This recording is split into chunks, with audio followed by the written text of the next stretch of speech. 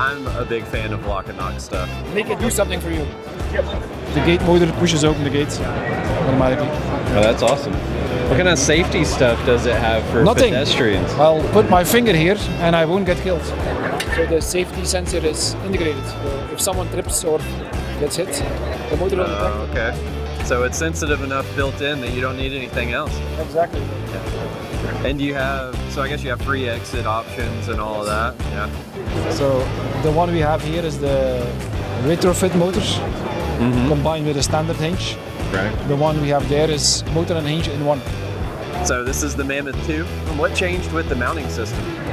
So the old mounting system was one side like this, other side like this, Correct.